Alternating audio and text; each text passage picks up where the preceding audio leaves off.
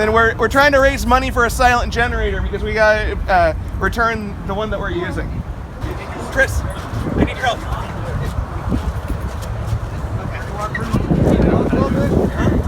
No, he's just shifting. Oh, yeah. The wind is moving.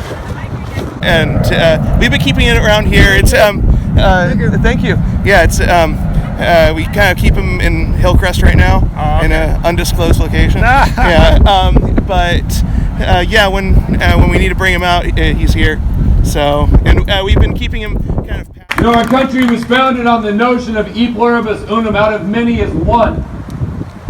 That means from many countries of origin. That means from many races. That means from many genders and sexual orientations, from many religions. Out of many is one. Donald Trump is fundamentally inconsistent with the values of America.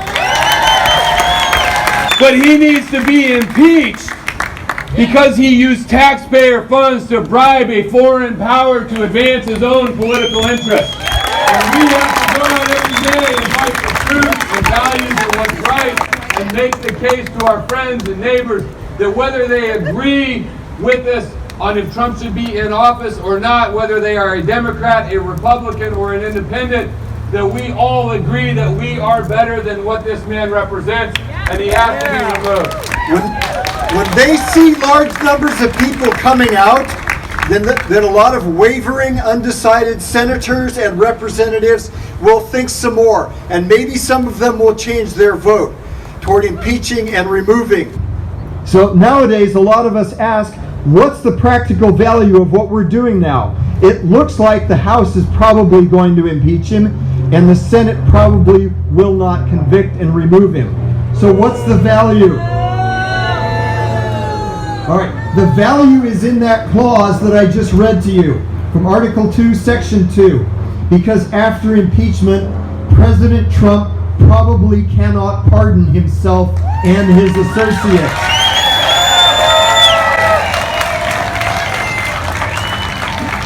President Trump might try it, and so the case might go all the way to the Supreme Court, and we'll get a final decision on the meaning of that clause of the Constitution. I was 6 years old when Nixon resigned from office. It is one of my earliest memories of world events. I did not understand the details, but I took away important lessons watching the news on our small color television next to the breakfast table. The president had abused the power of his office. The president had lied to the American people, and even presidents get in trouble. So much trouble that the most powerful person in the world could be forced to resign from being the most powerful person in the world. The experience was formative. It made me suspicious of powerful people, but it gave me faith in the system, for we had been protected from a corrupt leader by good people in the government. My youngest is 5. She turned 6 on the 4th of July. I fear she will learn a very different lesson from her generation's Watergate. Will this be one of her earliest memories of world events? The president abused the power of his office. The president lied to the American people thousands of times a year. And the president gets a pass because we cannot rely on our elected leaders to hold him to account. Will she be equally suspicious of people of power and the systems, since it is only served to protect the powerful? Or will she be apathetic, knowing that our institutions failed to serve us when we needed them most? I am asking you to steel yourself for an outcome to the impeachment trial of Donald Trump that you will not like. Do not wallow in despair.